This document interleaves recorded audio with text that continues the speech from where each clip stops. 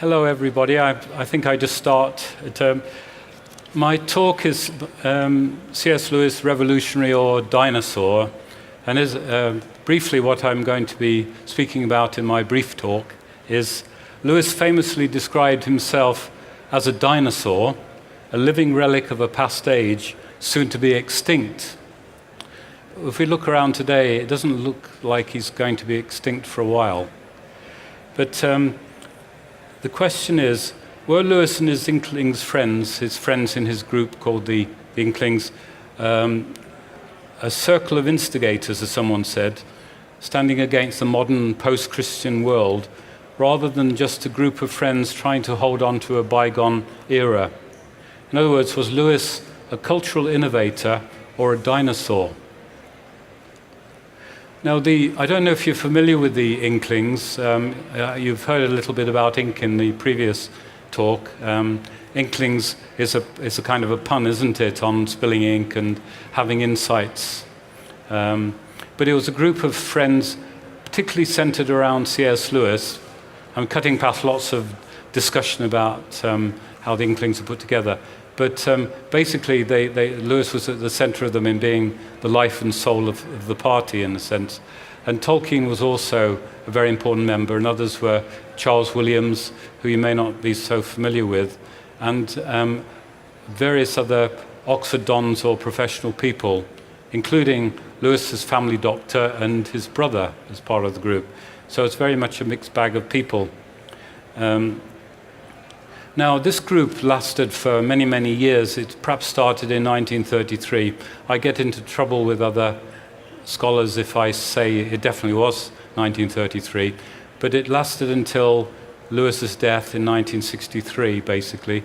But it changed in shape over the years. For much of the time, it was a literary group, but then it became more a conversational group. But even when it was a literary group, the group spilled over into meetings in local pubs, informal groups where they talked about all kinds of subjects, such as whether dogs have souls and issues like that, that are very important to understanding the nature of reality.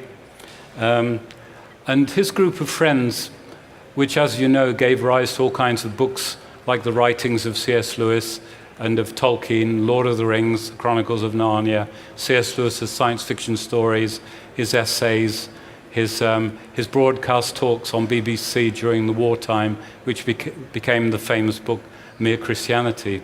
All these spilled out of the Inklings, out of discussions and readings from works in progress.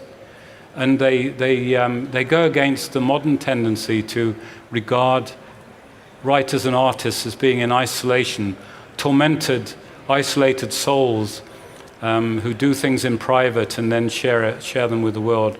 But rather, they actually have a context in friendship and other groups, like, for example, the pre-Raphaelite Brotherhood, the friendships between Wordsworth and Coleridge and others.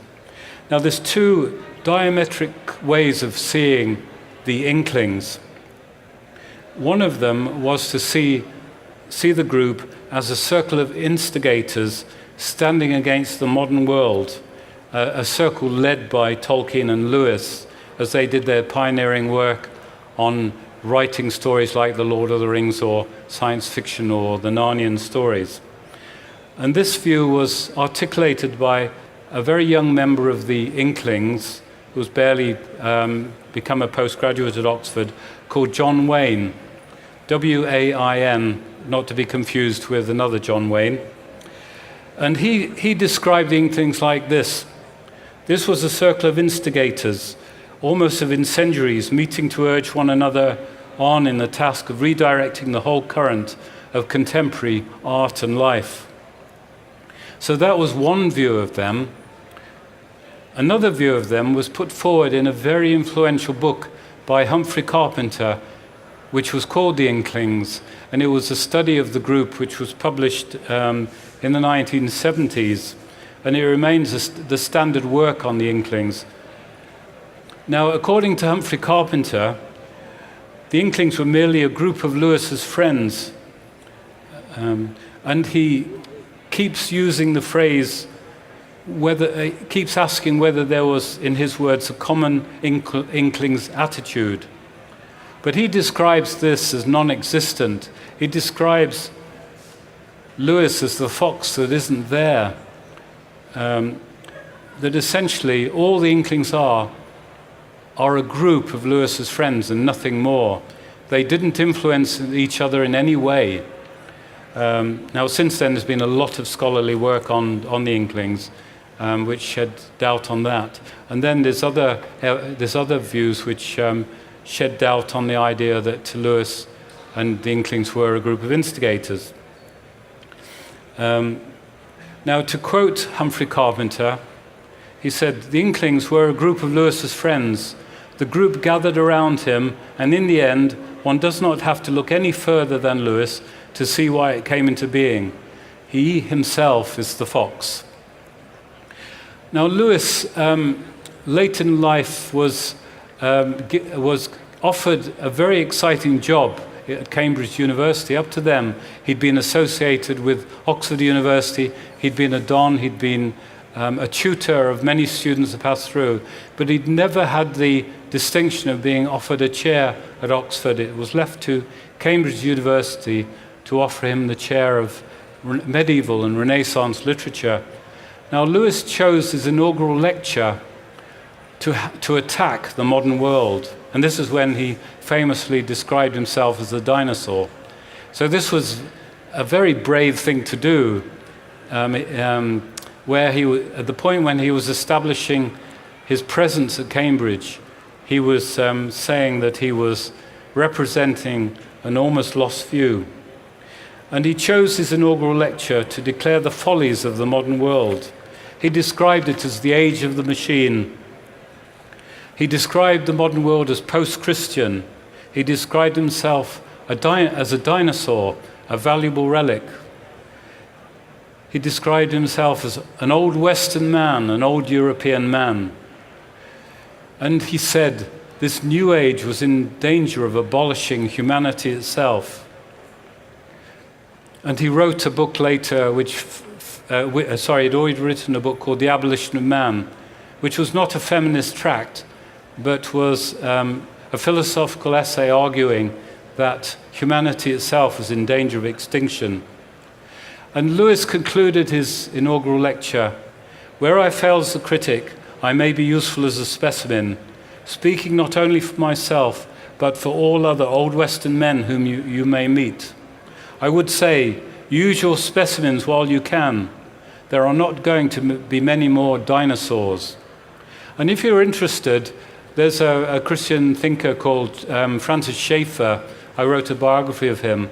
And some of his ideas have affinities with C.S. Lewis's view that there was a catastrophic change in recent Western history. There was a discontinuity, a watershed, which happened sometime in the 19th century. In Lewis's view, this was when the age of the machine was inaugurated. That it counts as an important age as, say, the Stone Age or the Iron Age or the Bronze Age. And just finally, I want to say that Lewis, like his friend Tolkien, were engaged in rehabilitating a pre-modern worldview. I'm in the process of writing a book at the moment, a group portrait of the Inklings, so I'm struggling with the whole question of what the Inklings were. But in some ways, I think the Inklings were like the loyal old Narnians in the Narnian stories. And if I can quote from Prince Caspian, where you have a discussion between some of the old Narnians who are faithful in the presence of modernizing tendencies in Narnia, which is cutting down the talking trees and so on. A conversation between a dwarf and a badger. "Do you believe all those old stories?" asked Trumpkin, the dwarf. "I tell you, we don't change, we beasts," said Truffle Hunter, the badger. "We don't forget. I believe in the High King Peter and the rest that reigned at Cair Paravel as firmly as I believe in Aslan himself." And I think the real evidence for the fact that Lewis wasn't a dinosaur that as somebody that actually is very relevant to our modern world is his reception. The very existence of this conference is part of that reception, where you've come together to find out more about Lewis's thought and writings, and no doubt you've read at least some of his books or seen films based on his works. Lewis and Tolkien's increasing global appeal demonstrates that he's not a mere relic, but a force of change to be reckoned with. He wasn't a reactionary, but he was appropriating the past for today. What he says speaks with relevance both to modernism and to postmodernism. I heard last night in an email that many of Lewis's books are actually published in mainland China. And in fact, two biographies I've written recently, one on Tolkien and one on C.S. Lewis, are going to be published in mainland China next year. And this is amazing. Just my little study of them has relevance in a country like Red China. And if you go to Japan, you go to different parts of the world, you'll find people reading Tolkien and Lewis, seeing the films. They speak today. So the answer is, I think, that Lewis is not a dinosaur, but an agent for change in our modern world. Thank you.